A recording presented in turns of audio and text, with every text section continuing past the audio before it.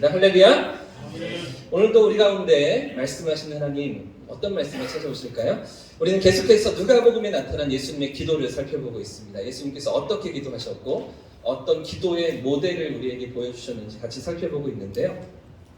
지난 2주간에 걸쳐서, 지난 주와 그 앞주간에 걸쳐서 일이 잘 될 때, 그래서 예수님께서 인기를 얻으실 때 기도하시는 모습을 살펴보았죠. 무리가 몰려오고 무리가 열광할 때 그런 자리에서도 기도하는 자리로 나아가시는 예수님의 모습을 우리가 2주 전에 살펴보았고요. 지난주에는요, 지난 1주 전에는요, 위기의 상황 속에서 예수님은 음해하고 예수님을 없애려고 계획하는, 모의하고 있는 그런 종교 지도자들의 어떤 위협 속에서 그런 상황 가운데 기도의 자리로 나아가시는, 어려움을 만날 때에도 기도하시는 모습을 우리가 함께 살펴보았죠. 자, 그렇게 기도하시며 우리 가운데 기도의 모본을 보여주셨던 예수님은 오늘 본문에서 이런 모습을 또 하나 가르쳐주고 계십니다. 오래 기다리시며 인내하시는 예수님의 기도의 모습이죠.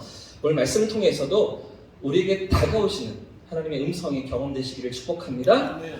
함께 따라해 보겠습니다. 인내하며 기도하라. 인내하며 기도하라. 그게 오늘 예수님께서 가르쳐주시는 기도의 모습인데요. 방금 우리가 읽은 누가복음 9장 본문은 가이사랴라는 지역에서 제자들에게 예수님 물으셨습니다. 내가 누구라고 생각하느냐 이렇게 질문하시는 예수님의 유명한 사건이죠. 이때 베드로가 고백했던 신앙 고백은 마태복음과 마가복음과 누가복음 세 개의 복음서가 다 동일하게 기록하고 있을 정도로 아주 중요한 사건입니다. 자, 그런데 이 세 권의 공간복음 중에서도 오직 누가만 주목하고 우리에게 보도하고 있는 사건이 있는 것이죠. 다른 복음서 마태복음과 마가복음에는 없지만 오늘 여기서만, 누가복음 9장에서만 기록되고 있는 유일한 사건이 있는 것입니다. 오직 누가만 집중하고요, 관심을 가지고서 우리에게 보여주고 있는 예수님의 모습인데요. 그것이 무엇일까요? 예수님의 기도입니다. 예수님의 기도. 우리가 계속해서 누가복음을 통해 살피고 있는 것처럼 지금 이 베드로의 신앙 고백 역시도 누가는 예수님의 기도와 연결하여서 우리에게 보도하고 있는 거죠. 베드로의 신앙 고백이 그냥 있었던 것이 아니고 예수님의 기도가 있었기 때문이다. 그 기도가 어떤 기도인가? 오래 참고 인내하시는 기도였다. 오랫동안 기다리시던 예수님의 기도였다. 그런 가운데 베드로의 신앙 고백이 터져나오고 있다. 이런 것들을 지금 누가가 우리에게 보여주고 있는 것입니다. 자, 오늘 이 시간 그 부분이 어떻게 연결되어 있는지를 같이 살펴보려고 하는데요. 자, 먼저 우리가 지난주에도 살펴봤던 것처럼 이 마태복음과 마가복음이 어떻게 이 사건을 기록하고 있는지 병행 구절을 먼저 찾아보겠습니다. 오늘 말씀을 잘 짚어놓으시고요. 그리고 마태복음 16장 말씀을 넘어가 보겠습니다. 조금 넘기셔서 같은 사건을 마태가 어떻게 기록하고 있는가? 마태복음 16장 13절 말씀을 한번 찾아보겠습니다. 마태복음 16장 13절 말씀 한 절만 같이 한번 읽겠습니다. 시작. 예수께서 빌립보 가이사랴 지방에 이르러 제자들에게 물어 이르시되 사람들이 인자를 누구라 하느냐. 자, 지금 마태가 기록하는 예수님의 질문 어떻게 시작하고 있습니까? 그 배경이 어떤 상황이었다고 마태가 우리에게 보도하고 있습니까? 예수님과 그의 제자들이 어디에 있을 때? 빌립보 가이사랴 지방에 이르렀을 때, 그때 예수님께서 물으셨다라고 마태가 기록하고 있죠. 지금 예수님과 제자들이 어디에 있었는가? 지리적인 상황에 관심을 기울이면서 마태는 기록하고 있는 것입니다. 자, 그런가 하면 마가복음은 어떻게 기록하고 있을까요? 마가복음을 넘겨보겠습니다. 마가복음 8장인데요.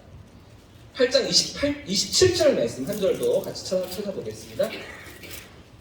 마태복음 8장 27절 말씀 한 절도 같이 읽겠습니다. 시작. 예수와 제자들이 빌립보 가이사랴 여러 마을로 나가실세 길에서 제자들에게 물어 이르시되 사람들이 마가의 기록도 비슷합니다. 마태와 거의 비슷합니다. 예수께서 제자들과 함께 빌립보 가이사랴 여러 마을을 지나시다가 제자들에게 물으셨다라고 기록하고 있는 것이죠. 아마도 마태와 마가는 이 동네가 중요하다고 생각했던 것 같습니다. 지금 이 위치에서, 이 지역에서 예수님이 물으시고 질문하신 것이 아마 중요한 의미가 있다고 생각했던 것 같습니다. 이 동네가 어떤 동네인지, 이 동네 가운데 어떤 역사적인 배경이 있는지, 그것들을 독자들이 알고 있기 때문에 가이사랴 빌립보 이 지역에서 예수님이 물으시는 이 사건이 아주 중대한 의미가 있다, 이렇게 우리에게 보도하고 있는 것 같습니다. 그 의미가 무엇일까요? 빌립보 가이사랴라는 동네, 여러분 아십니까? 이 동네가 어떤 동네입니까? 빌립보 가이사랴는 원래 다른 이름이 있던 동네였습니다. 원래 이 동네의 이름은 파네이아스라는 이름이었습니다. 뭐라고요? 파네이아스라는 동네인데 나중에 이름이 바뀌어진 것이죠. 빌립보 가이사랴 이렇게요. 그러니까 파네이아스라는 이 동네 이름의 원래 의미는 판, 신을 섬기는 사람들, 판신을 섬기는 성읍, 이런 의미를 갖고 있는 동네였습니다. 파네이아스, 판신. 판신이 누군지 아십니까? 그리스 로마 신화 이런 책들을 보신 분들 혹시 기억하실지 모르겠는데요. 상반신은 염소의 형상을 하고 있고 하반신은 사람의 몸을 하고 있는 그런 신입니다. 이 신은 쾌락의 신이고요. 목축을 도와주는, 목축을 잘 번성하게 하는 그런 신이 판신이었던 것이죠. 이 동네에 아마도 이 판신을 섬기는 신전이 있었던 것 같습니다. 그리고 이 동네 사람들이 다 같이 그 신을 의지하면서 목축업을 많이 하고 있던 동네였던 것이죠. 그런 동네에 예수님 찾아가셔서 지금 이 질문을 하고 계시는 건데요. 이게 아주 의미가 있다. 마태와 마가는 거기에 초점을 맞추고 있는 것이죠. 그런데 이 동네 이름이 어떻게 바뀌었습니까? 빌립보 가이사랴로 바뀌었습니다. 이 의미를 조금 더 풀어보면 빌립의 가이사랴라는 뜻입니다. 빌립이라는 사람이 세운 가이사랴라는 동네라는 것이죠. 그러니까 로마가 이 파네이아스를 점령하고서 로마 시저 왕세가 헤롯 대왕에게 이 도시를 선물로 주었습니다. 그래서 헤롯 대왕이 그 은혜에 감사하면서 이 동네에다가 시저에 대한 시저를 섬기는 신전을 만들어 놓고요. 그리고 거기서 황제를 신으로 숭배하기 시작한 것이죠. 황제의 은혜에 감사하면서 분봉왕이었던 헤롯 대왕이 그 동네를 그렇게 신전을 새롭게 꾸몄던 겁니다. 근데 시간이 지나서 헤롯 대왕의 아들이었던 헤롯 빌립 2세가 이 신전을 더 크게 만들고 그리고 동네 이름도 바꿔버렸습니다. 무엇으로? 가이사랴로. 그래서 빌립보 가이사랴는 빌립의 가이사랴인 것이죠. 빌립이 새롭게 꾸민 가이사랴. 그러니까 파네이아스 원래 그런 이름이었는데 가이사랴로 이름이 바뀌었고요. 빌립이 건설하고 빌립이 재정비하고 빌립이 신전을 더 크게 지어. 누구를 숭배하는 신전을 지었다고요? 시저를 섬기는, 황제를 섬기는 신전을 지어놓고 황제에 대한 충성을 맹세했던 빌립 2세, 헤롯 빌립 2세가 그 동네 이름을 가이사랴로 바꿨던 것입니다. 자, 이런 동네에서 예수님이 질문을 던지십니다. 너희는 나를 누구라고 하느냐? 어떤 의미가 있을까요? 이 질문이 어떤 메시지가 있을까요? 이 동네는 지금 판신을 섬기던 동네였습니다. 그리고 로마 식민 지배를 받으면서 황제를 신으로 숭배하고 있던 동네였고요. 예수님이 제자들과 함께 이 동네를 방문하실 때에도 그 신전은 여전히 서 있었습니다. 그런 상황에도 예수님께서 찾아가셔서 바로 거기서 이 질문을 던지고 계신 것이죠. 이게 어떤 메시지가 있을까요? 진짜 살아있는 신이 누구인가? 진짜 우리 인생의 구원자가 누구인가? 너희 누구라고 믿느냐? 세상은 한 신이라고 믿고 우리에게 쾌락을 주고 부유함을 주고 넉넉함을 주고 풍요로움을 주는 그 신이 우리의 신이라고 믿고 있는데, 로마 사람들은 황제가 신이라고 믿으면 그 신에게 숭배하고 그 신 앞에 절하면서 그 신을 따라 살아가고 있는데, 너희는 진짜 신을 누구라고 믿느냐? 너희 앞에 있는 나를 누구라고 생각하느냐? 예수님 질문하고 계신 것이죠. 자, 지금 마태와 마가는 이런 배경이 너무나 중요하다고 여기면서 여기에 초점을 맞춰서 오늘 복음서를 기록했던 것 같습니다. 이 메시지가 아마도 처음 이 복음서를 접했던 초대교회 성도들과 또 복음을 듣고 예수님을 믿으려고 했던 사람들에게는 아주 의미가 있었겠죠. 예수님께서 이런 질문을 어떤 의도를 가지시고 어떻게 그들에게 질문을 던지셨는지 그들은 아마 이것들을 생각하면서 마태복음과 마가복음을 읽었을 것입니다. 자, 그런데 오늘 우리가 살펴보려고 하는 것은 누가는 이런 것들을 생각하고 있다는 거예요. 누가복음에 이런 것들이 별로 부각되지 않습니다. 이게 중요하지 않습니다. 자, 누가는 어떻게 이 사건을 기록하고 있습니까? 오늘 본문으로 돌아와서 누가복음 9장을 보겠습니다. 9장 18절 말씀도 같이 읽겠습니다. 시작. 예수께서 따로 기도하실 때 제자들이 주와 함께 있더니 물어 이르시되 무리가 나를 누구라고 하느냐. 자, 지금 누가는 어디에 초점을 맞추어서 이 복음서를 기록하고 있습니까? 장소에 대한 언급은 생략하죠. 그죠? 마태나 마가가 기록했던 것처럼 어디였는지는 별로 중요하지 않습니다. 예수님께서 따로 기도하신 후에, 예수님께서 혼자 기도하신 후에, 그 후에 자신이 누구인지에 대해서 제자들에게 물으셨다고 기록하고 있습니다. 자, 지금 누가는 예수님의 이 의미심장한 질문이 물론 빌립보 가이사랴 이 동네에서 물으신 것도 중요하지만 그것만 아니라 예수님께서 기도하신 후에, 기도라는 중요한 과정을 가진 후에 그 다음에 물으신 것이 더 중요하다라고 생각하면서 우리에게 이 사실을 부각시켜 말하고 있는 것입니다. 누가가 생각할 때 예수님의 이 기도가 왜 중요한 부분이냐면 예수님의 이 질문과 베드로의 대답이 있었죠. 대답이 있은 후에, 그 이후에 그제서 예수님께서 드러내시고 말씀하시는 것이 있기 때문입니다. 예수님께서 질문하시고 베드로가 대답한 이후에 그 후에야 예수님께서 그제서야 말씀하시고 나타내시는 당신의 비밀이 있기 때문이죠. 그것이 무엇입니까? 예수님께서 이 땅에 오신 목적입니다.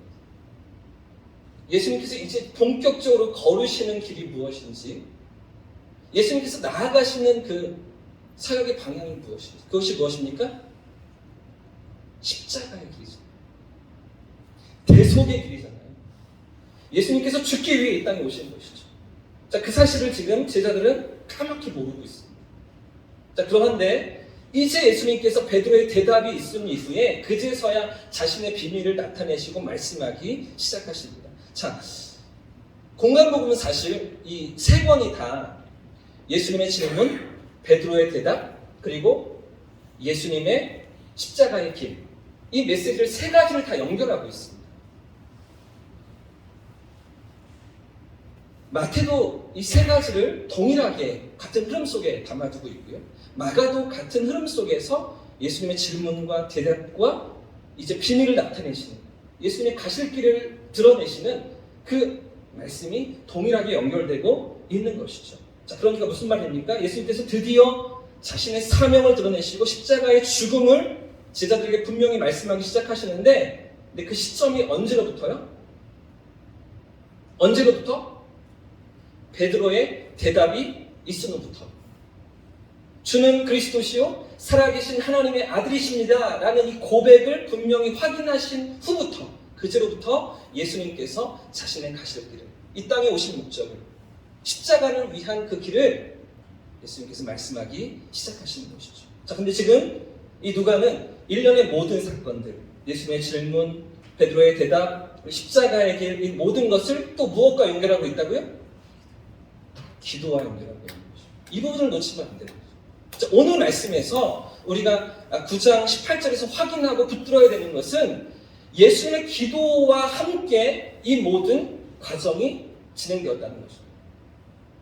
예수님의 십자가의 길을 드러내시는 이 모든 과정이 사실은 예수님의 기도가 있은 이후에서야, 예수님의 기도를 통해서, 예수님의 기도의 과정을 지나고서, 그리고서 십자가를 드러내시는 자리까지 나아가셨다는 것이죠.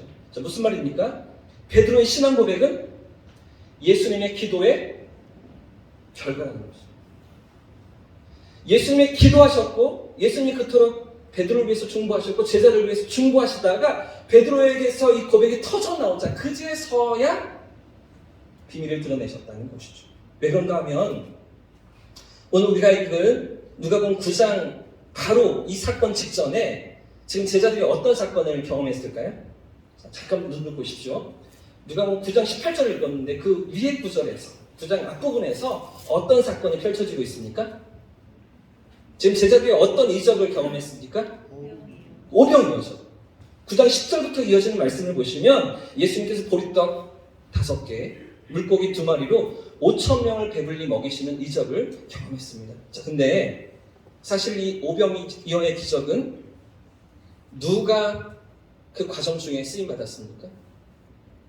누가 오병이어를 들고서 무리에게 나눠주었습니까? 예수님의 12제자였죠.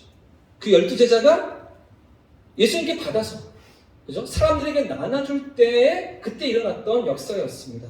자, 이렇게 엄청난 이적과 능력을 경험하고도 눈앞에서 펼쳐지는 것을 보고서도 제자들은 예수님이 누구신지를 깨닫지 못하고 있었죠.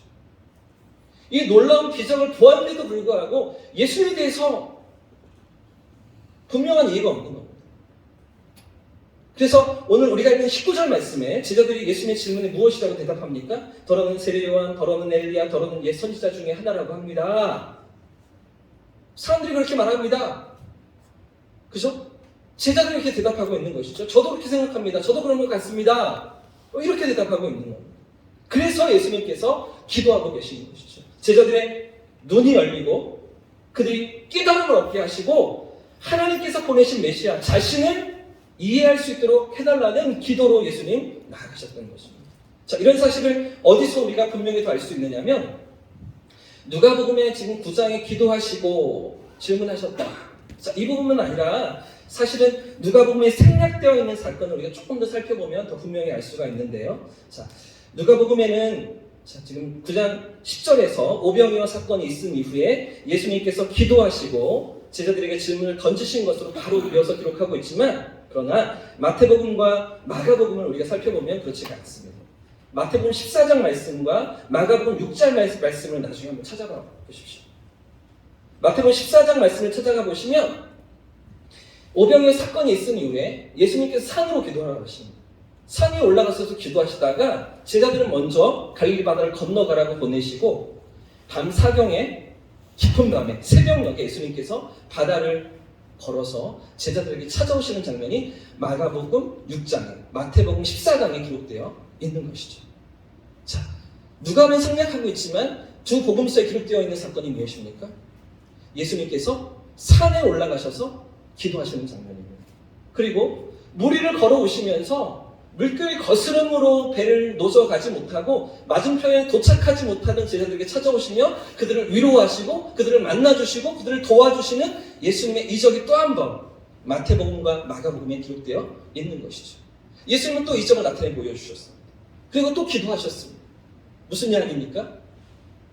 베드로의 이 고백에 이르기까지 예수님은 기다리시며 기도하셨던 것이죠. 능력을 나타내 보여주실 때도 의도가 있었습니다. 그냥 병을 고쳐주고 많은 것들을 먹여주고 배불리게 하실 뿐만 아니라 예수님의 의도는 자신이 오신 목적, 하나님이 보내신 구원자, 온 세상을 위한 대속물로 오신 자신의 사명을 제자들이 깨닫기를 원하셨던 것이죠. 오병이어를 먹이셨습니다. 안진뱅이를 일으켰습니다. 중풍병자를 낫게 하시고, 그렇죠? 수많은 이적들을 보여주셨는데도 불구하고 더러는 엘리야, 더러는 모세, 더러는 옛 선지자 이렇게 대답하면서 깨달음이 없는 제자들을 위해서 예수님은 어떻게 해요? 기도하고 계셨던 것이죠. 예수님 기도하시면서 기다리셨던 것입니다. 이 고백이 터져 나올 때까지, 베드로의 이 고백이 터질 때까지 예수님은 기다리시며 인내하셨던 것이죠. 할렐루야! 예수님께서 기도하는 가운데 베드로의 이 고백이 터져 나오자, 그러자 드디어 예수님께서 당신의 비밀을 드러내시고 나타내 보여주셨던 것이죠. 자, 오늘 본문이 우리에게 가르쳐주고 있는 교훈이 무엇입니까? 누가복음과 또 마태복음, 마가복음에 기도하신 예수님의 사건이 우리에게 말해주고 있는 교훈이 무엇입니까? 예수님의 기도가 단번에 응답받은 기도가 아니었다는 것이죠. 예수님께서 기도하셨는데도 예수님의 기도도 한 번에 응답받는 기도가 아니었다는 거죠. 놀랍지 않으십니까? 신기하지 않으십니까? 예수님이 기도하셨는데 오랫동안 기도하셔야 됐습니다. 오랫동안 인내하셔야 됐습니다. 예수님이 왜 기도하셔야 될까요? 예수님 하나님이신데 이미 하나님의 뜻을 다 아시는데, 그렇죠? 예수님은 그냥 말씀만 하시면 다 이루어지는데요. 뭐하러 기도하십니까? 하나님 저들을 깨닫게 하옵소서. 제자들 다 깨닫지 않았을까요? 예수님 왜 기도하시는 것입니까? 왜 오랫동안 기도하시는 것입니까? 우리에게 인내하며 기대하며 기도해야 될 것을 가르쳐 주시기 위함인 줄 믿습니다. 하나님 앞에 기다리며 인내할 필요가 있음을 우리에게 모델로 가르쳐 주시는 것이죠. 제자들이 깨달을 때까지, 그 제자들이 이해할 수 있을 때까지 예수님은 기다리시며 인내하셨던 것입니다. 여러 이적과 능력을 경험하고서도 깨닫지 못하는 그 제자들에게 당신이 누구신지를 깨달을 때까지, 심지어는 그 기적의 현장에서 쓰임 받았는데도 불구하고 예수님을 깨닫지 못하는 그 제자들에게 오랜 시간 기다리시며 인내하시는 예수님의 기도였던 것이죠. 사랑하는 성도님들, 오늘 우리는 어떤 기도를 끌어안고 오랜 시간 기도하고 계십니까? 오늘 나에게는 어떤 인내하는 기도가 있으십니까? 어쩌면 너무 오랫동안 기도가 이루어지지 않아서 하나님이 응답하시지 않는 기도인 것 같아서 내 기억에서 사라지고 잊혀지고 있는 우리의 기도는 무엇입니까? 하나님 기도하기를 원하시는데 우리의 힘이 약해져서, 우리의 믿음이 약해져서 우리가 붙들지 못하고 놓치고 있는 우리의 기도 제목은 과연 무엇입니까?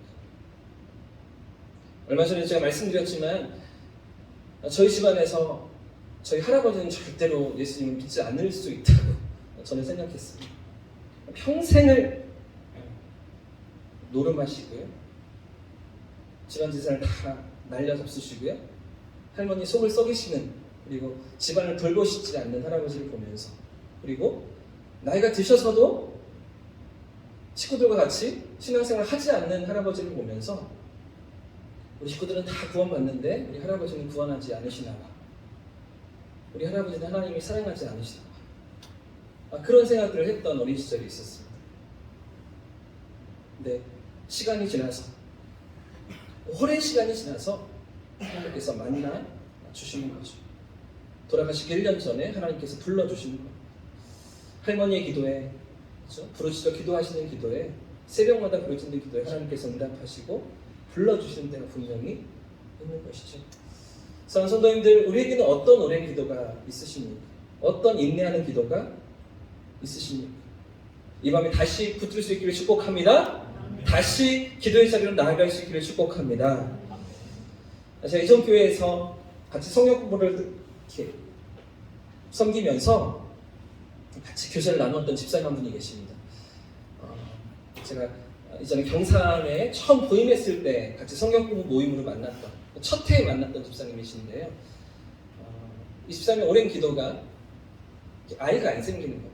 이미 결혼하고 6년, 7년이 지나고 있는데 아이가 없어서 오랜 동안 기다리시고 하나님 응답을 찾고 있는 집사님이셨거든요.